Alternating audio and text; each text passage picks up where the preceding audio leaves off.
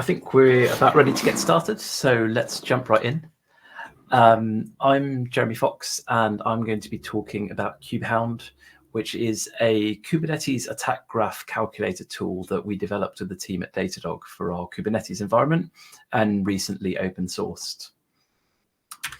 So, going to go through a quick introduction talk for a minute about myself, and then we'll move on to the agenda. So I'm currently a senior security engineer within the adversary simulation engineering team at DataDog. So what we do is create automated offensive security tooling to run in a large-scale cloud environment and detect vulnerabilities, and also tooling for our internal red and penetration testing teams to maximize their effectiveness. Prior to DataDog, I spent 8 years working in government on the National Security Mission. Alongside that, I also served as a reservist in the UK Army for 5 years in a variety of infantry and reconnaissance roles. And it was through the Veterans Guild at DataDog that I was introduced to this conference. So what we're going to talk about today, we're going to do a quick introduction and some core concepts just to make sure that everybody is on the same page. Then we're going to talk about some of the problems that we have at DataDog, or really in any security organization. Then we're going to look at what a solution might look like. Spoiler, it's Kubehound. And then we're going to start to do a couple of demos, hopefully live demos, but I've got backup videos if everything goes horribly wrong, of how to use Kubehound. Then I'm going to talk through a little bit of the development process of this kind of tool, and then a future vision for the tool, followed by some Q&A to wrap everything up. So the first thing we're going to do is, I know this is a general security conference, and I'm going to talk a lot about a specific technology, which is Kubernetes.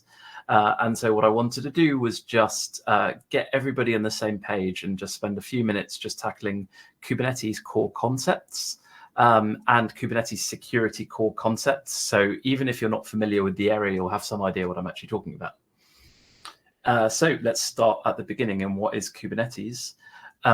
It's an open source container orchestration platform. That means it automates the deployment, scaling, and management of containerized applications.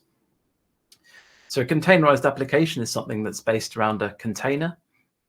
A container is a lightweight standalone executable software package. It's very handy for developers because it lets you encapsulate an application and its dependencies into one bundle. But it's also interesting from a security perspective because it allows you to sandbox the execution of your application and control that to some degree as well. The next part of the system is a pod. A pod is the smallest deployable unit in Kubernetes, and it's basically one or more containers that share the same network namespace and storage volumes. A pod is designed to run a single instance of an application. So that might be like a web server with a database and a cache, all running as individual containers wrapped within a pod. And pods are going to be scheduled to nodes. A node is a worker machine within Kubernetes, basically like a VM or a server in a data center, if you want to think about it like that. It hosts pods and provides the necessary resources, CPU, memory, storage for running containers. And nodes will be grouped together in a cluster. So you can think of a cluster as, a group of servers in a data center effectively. Right. Kubernetes security next. So I'm just going to pick off like a couple of core Kubernetes security concepts that are going to be important to understand what we're going to talk about, what we're going to show in the demos as well. So the first thing is a container escape.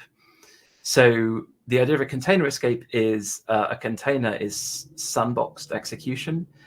If it's been misconfigured, that can be exploited to gain access to the node on which the container is running. There's a lot of different ways to do this and a lot of different misconfigurations, but it's a very powerful thing because it grants access to all the resources in the nodes, which is a lot of data and all the other containers and pods that are running on that. The next thing is the concept of Kubernetes identity. So there's three kinds of identities in Kubernetes. There's service accounts, which are robot users like machines, users, which is humans, and groups, which is a collection of the other two. The important one for us is service accounts because they are linked Each pod runs under a particular service account, and we'll see that's going to come into play later when we start to look at vulnerabilities around permissions. Next is roles. So roles are just a set of permissions granted to an identity on a specific resource. These are add only, and certain permissions are very, very powerful. So for example, secrets list means that if you have that, you can grab all the secrets, which includes all the tokens for service accounts in the cluster. Pods exec means that you can execute code on any pod, etc.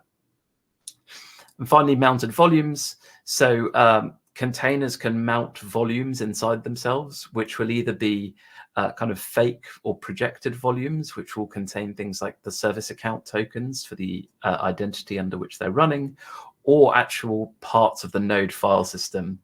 If you mount the wrong directory inside your container, for example, if you mount the root directory of your node inside of a container, that's immediately a container escape. So it's a really important thing to think about from a security perspective. So that's it for Kubernetes. Let's talk about some problems around Kubernetes or any kind of company that might use Kubernetes. So the first problem is this idea of context of vulnerabilities. Imagine a scenario where we've run some sort of static analysis tool or traditional security tool that looks for misconfigurations or vulnerabilities inside an environment, and it gives us two findings. So the first finding is the finding on the left, which is an overprivileged container. There's a web app exposed to the internet running inside a container, and that's been set to be privileged. Effectively, that means that any sandboxing is disabled. This application is internet facing. That privilege isn't really necessary to run the application. And because it's expecting so much traffic, there's limited auditing and monitoring around this container. That's a good finding. That's a serious vulnerability and something you might want to remediate straight away. Let's look at this other case. Here we've got the same finding, overprivileged container. In this case, it's a control plane DNS container that's running with capsys module. So this is a Linux capability that lets you load kernel modules. Again, you can use that very easily to escape the container and bypass any sandboxing. However, in this case, this is an internal service, which is part of the kind of infrastructure of the data center, effectively. Access to this container is restricted and access is heavily audited. And the privilege is actually required for this container to be able to do its job.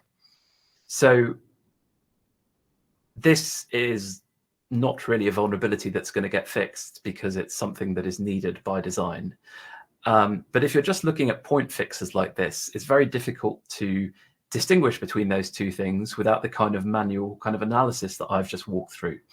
And what would be nice is if there was a way that we could do at least some of this in an automated way. The next problem we're going to talk about is quantifying security posture. And this is expressed in a very simple question, is how secure is your cluster? I would say the majority of places, the answer of that is going to be some sort of hand-wavy, okay or bad or good, but not really quantified in any kind of way. What would be nice would actually be to get some kind of concrete metrics that let you quantify your security posture.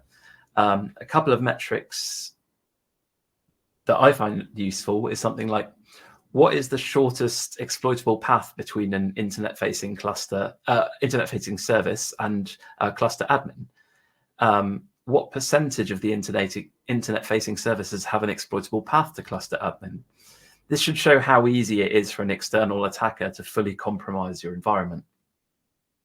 The other thing that's useful is to try and track the changes in the environment, see whether what you're doing as a defender is actually having an effect and having a meaningful effect, and how you can kind of track that over time. So questions like, what type of control would cut off the largest number of attack paths in your cluster? By what percentage did the introduction of a new security control reduce the attack surface in your environment?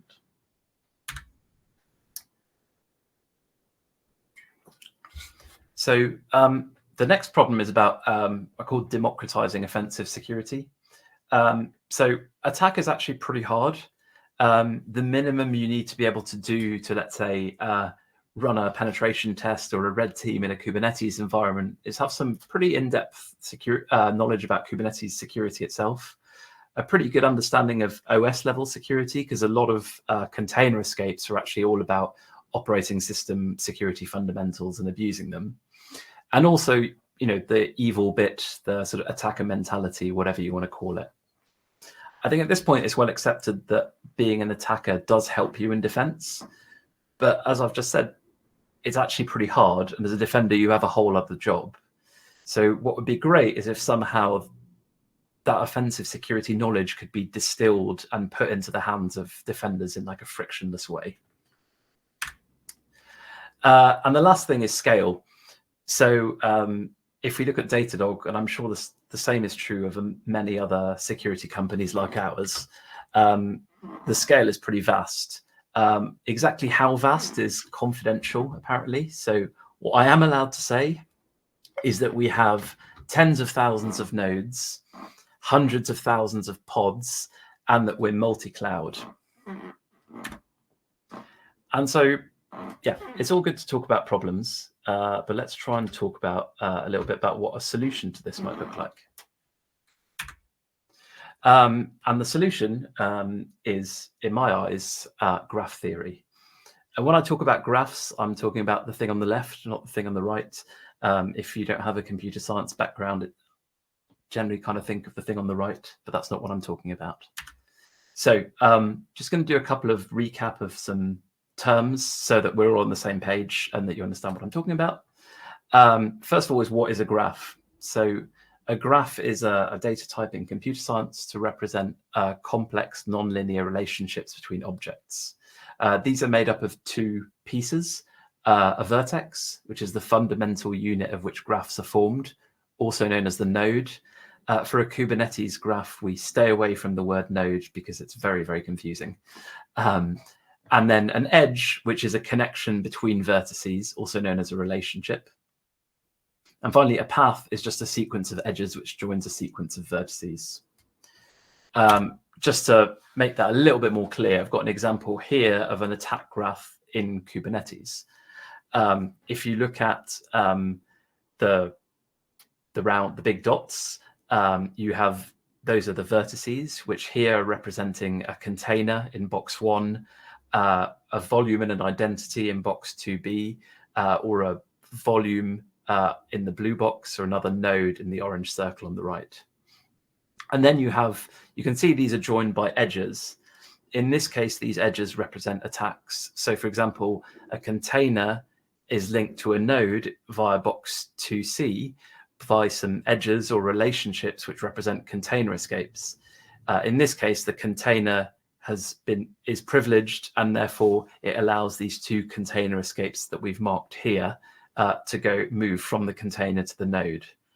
The container's also mounted a volume, so we can see an edge joins the container and various volumes in box 2b and above.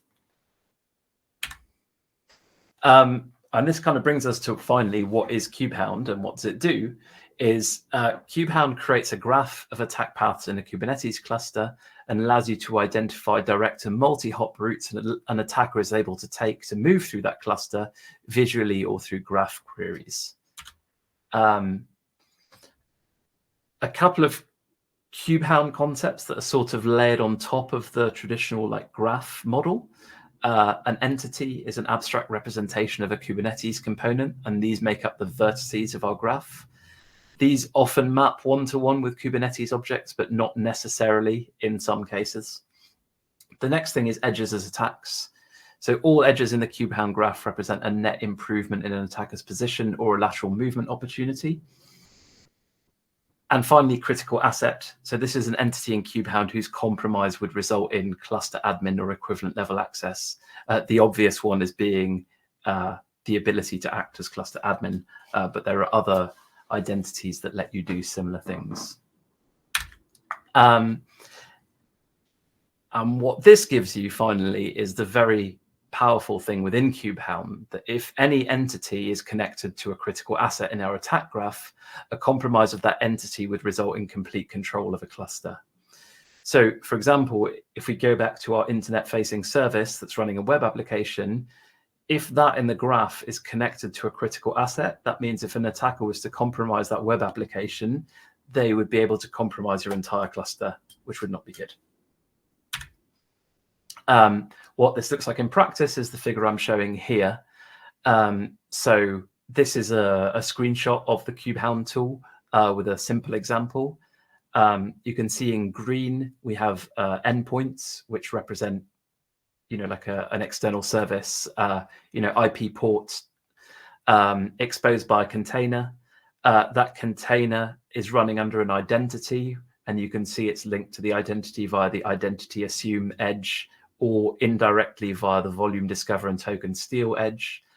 And then that identity grants access to a permission set, which is extremely powerful and equivalent to cluster admin. So enough talk, let's see this in action. What we're going to do is a couple of demos that are going to show the kind of things that Kubehound can do and how these answer our problems. And the first one is a complex attack chain.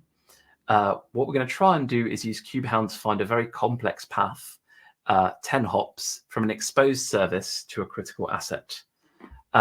This will showcase, first of all, vulnerability context.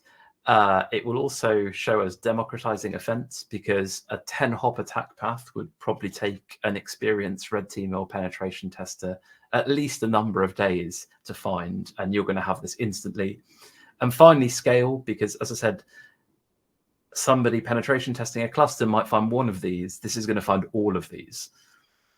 So let's go bravely for our first live demo. I do have a backup video should everything go horribly wrong. So the first thing I'm going to do is I've got Kubehound here, and I'm going to run the make sample graph command. I wanted to actually show this in the demo because it's a really nice way to just pick up and use the tool with no other dependencies if you just want to get a feel for it.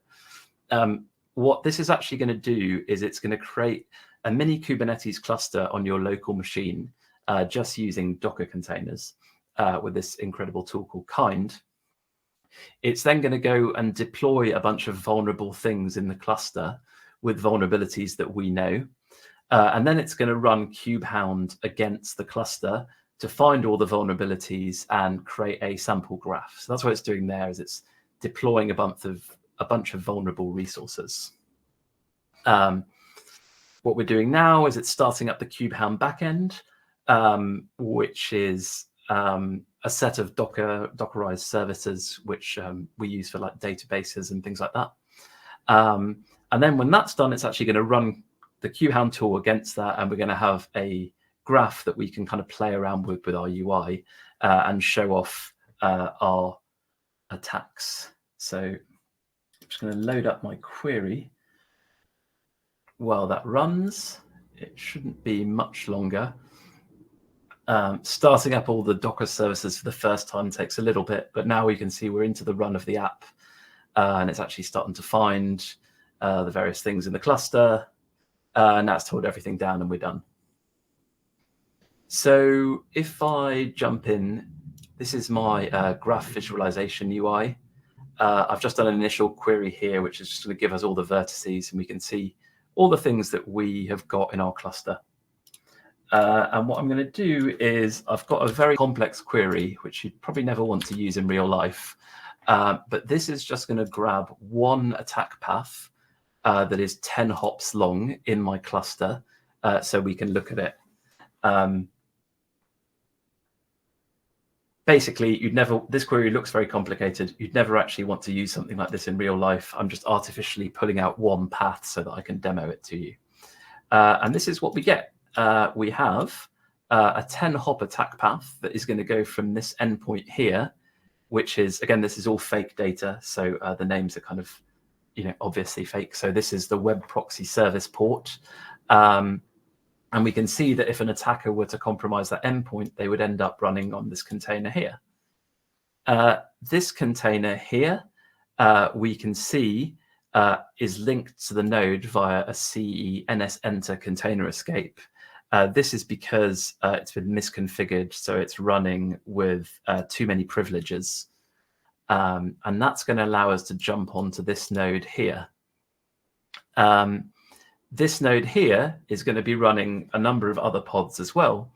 And so what we're going to do is from this node, we're going to actually jump into another pod here, and then jump into a container, which is this other container here. And this container is actually running under a different identity, which is this token get SA identity. And that's going to be interesting because it gives us this role. This role is, we can see the rules for the role here. That's a little small, but it doesn't matter too much for the purposes of this demo. That role lets us steal secrets via brute force attack from the Kubernetes cluster. What that is going to do is give access to a new identity, which is going to have a different set of permissions. This set of permissions is actually going to let us steal all the cluster secrets without having to brute force them, which is going to give us access to this identity here, which is going to have pod create rights on the whole cluster. And so that is going to let us run effectively any code we want on any node in the cluster, which we mark as critical. And that's basically game over. So as you can see, that is a pretty convoluted attack with a lot of different steps, a lot of different techniques in it. And it just falls out right there for you. The other thing that's quite cool is actually, if you want to understand what each of these things mean, like what is CENS enter, if you go to kubehound.io in reference, we actually have a write-up of what each of these attacks is, and you get details about, high level what it is, how you could check if it's there, actually how you could exploit it, and then how you could defend against it. And also a link to the code for how it's calculated and any references. So you could quickly, go through any reference for attacks that you don't understand, and really get to grips with what's happening in this graph. And that is it for our first demo.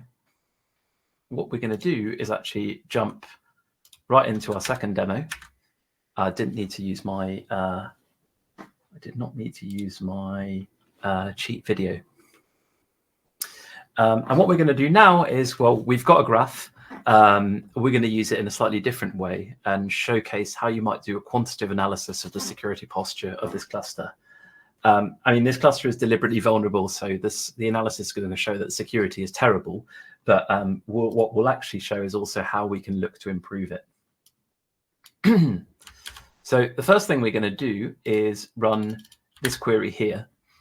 So this query is basically saying, give me all the services, and then what is the shortest path from a service to a critical asset? This is just going to come back with a number, which in this case is 4.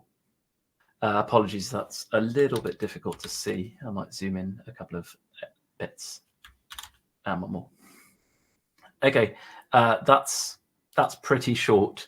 If you think that going from the endpoint to the container is already 1, you probably only need to actually do like a couple of things to pull off an attack, which gets you to domain admin or cluster admin. All right, let's try something else. What we're going to do now is we're going to set a baseline. So how many services are there in the cluster? Okay, there are 7. What we're going to do now is see, okay, how many services are there which have a path to a critical asset?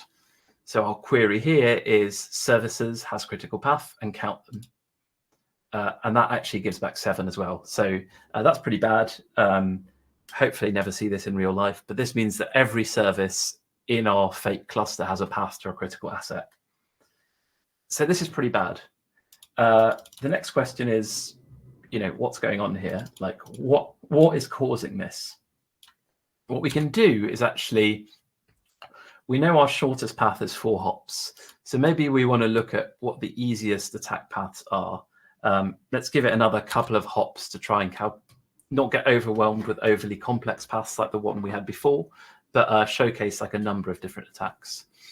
So the query I have here is basically saying from the services, give me like a heat map of all the paths, what they look like in their count. So this gives me a nice little JSON map here of all the different paths of 6-hop and how frequently they happen. So we can see this first one happens 6 times, this one happens 6 times, etc. What we can do is actually start to pick out, kind of see some commonalities here. Is we can see that this module load attack or container escape happens quite a lot. You could pick any of the others and kind of go through the same analysis, but just for illustration, let's say we've got the C module load one. So the question is, like, as a security team, if we were to put some effort into trying to either detect this attack with high fidelity or block it completely, like, what would the effect of that be on improving our security? Like, that's a fair question. You know, if it was barely anything and it took 3 months, might not want to do it. So let's answer that question with Kubehound. So what we're going to do now is we're going to do our baseline. So we're going to say, give me all the services, give me all the critical paths of up to 6 hops and count them. So this is our baseline. So we've got 33. And now what we're going to do is the same thing, but we're going to filter out this C module load edge. So basically, give me all the critical paths except the one which contains C module load, because we're going to fix that. So let's see what the impact of that is. So that's 26. So we can immediately say that actually that control, just introducing that one control, is going to reduce our attack paths, which you could use as a proxy for attack surface, by about 20%. That's actually pretty good. And you could then go and repeat this analysis for several others and kind of see which one would give you the biggest bang for your buck. Thankfully, that is the end of the live demos. And I have not had to resort to my videos. So, quick drink.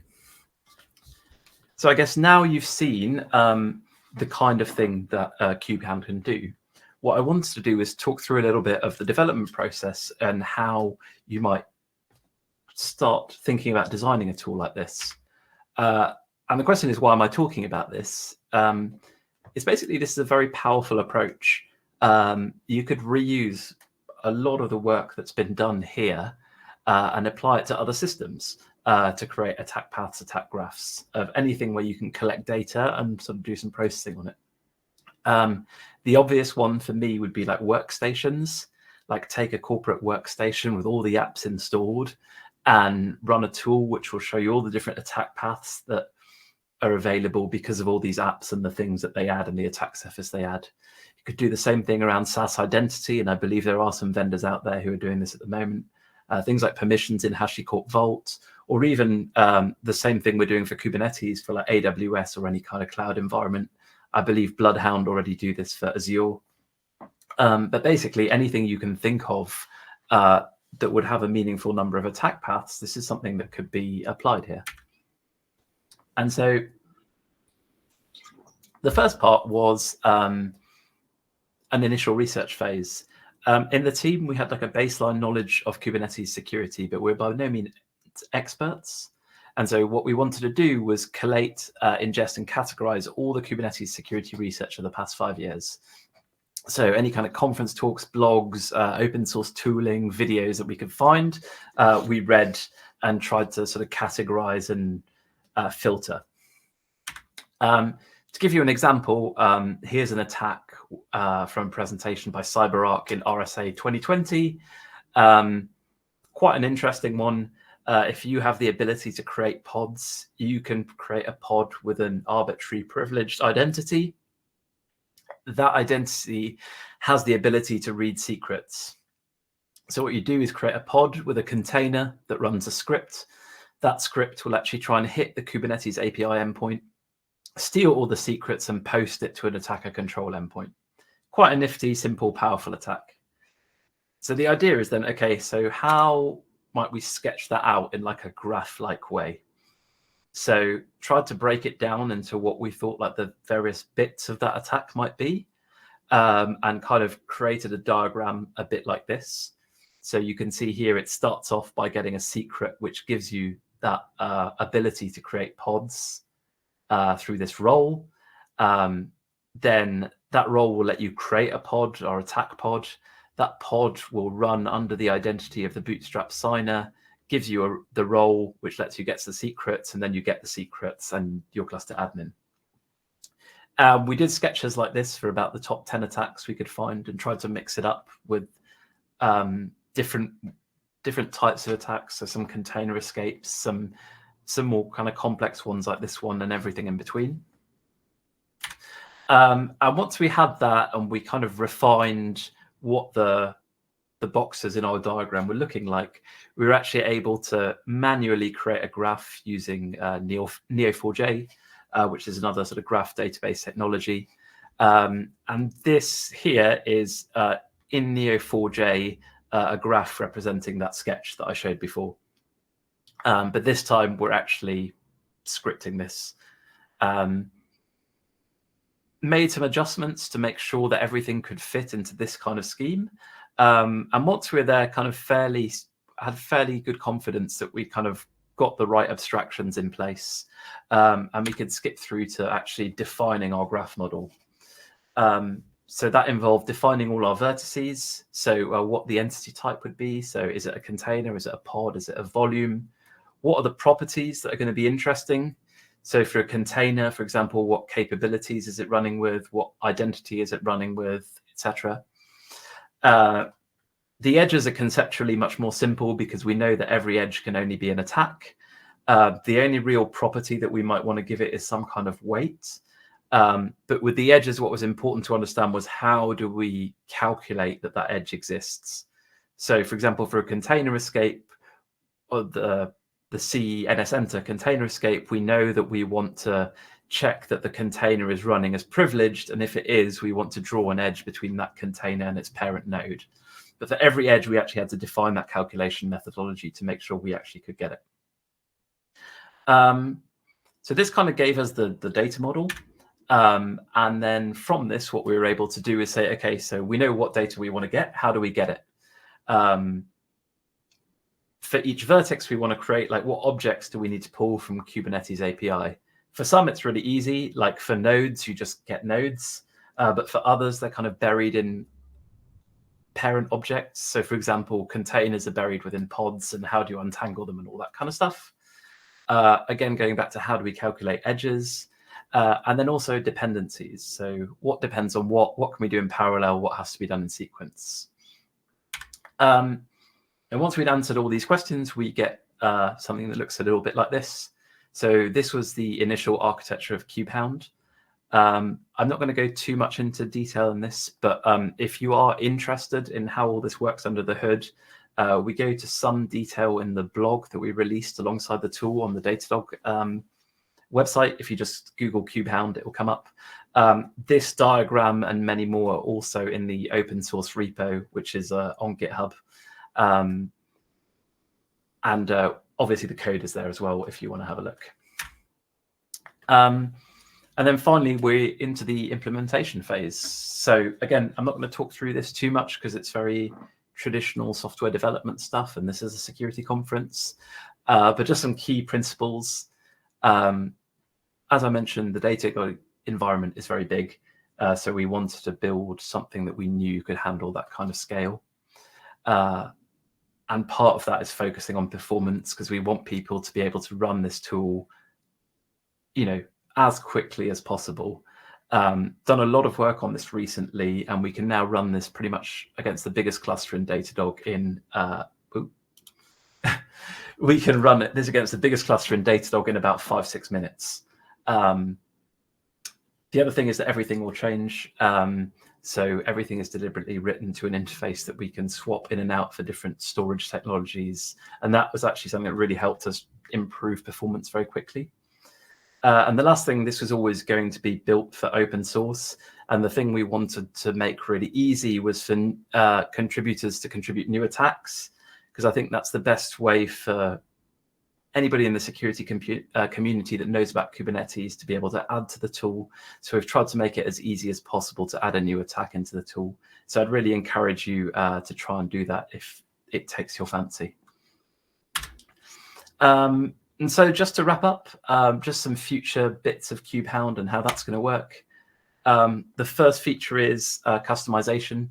We want to let people tailor Kubehound a bit more to their own environment.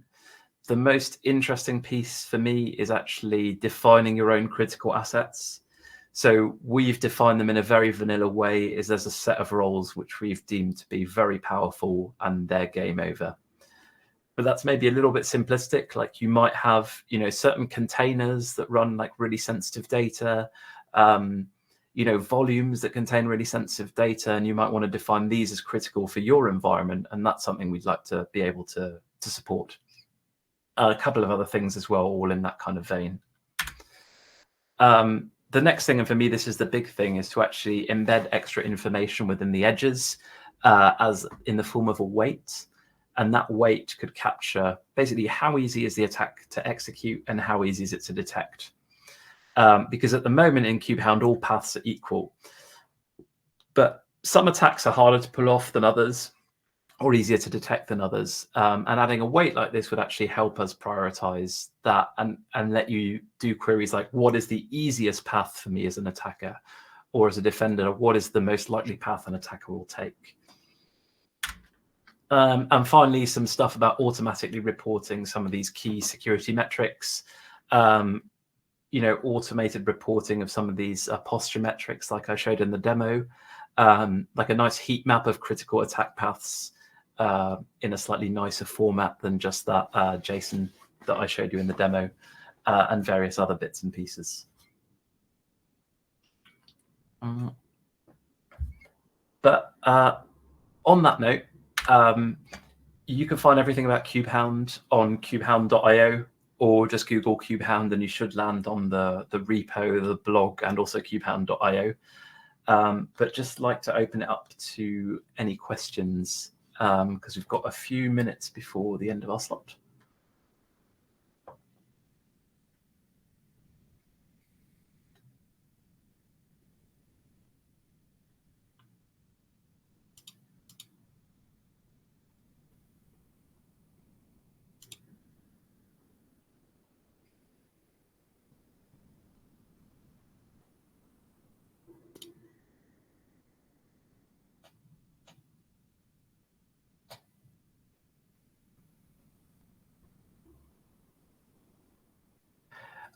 Just a question coming in the chat is, when is 2.0 going to be available?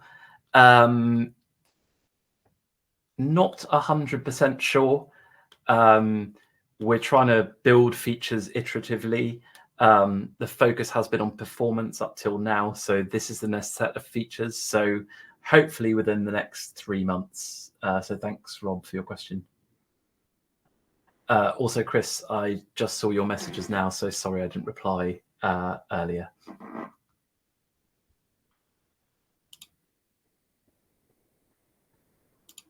Are there any other questions? You can ask them on the chat, or there's a Q&A function as well.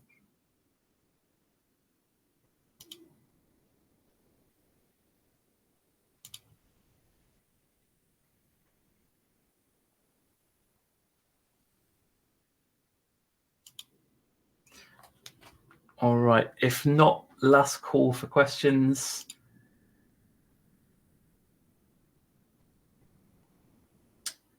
If not, otherwise, thanks all for attending.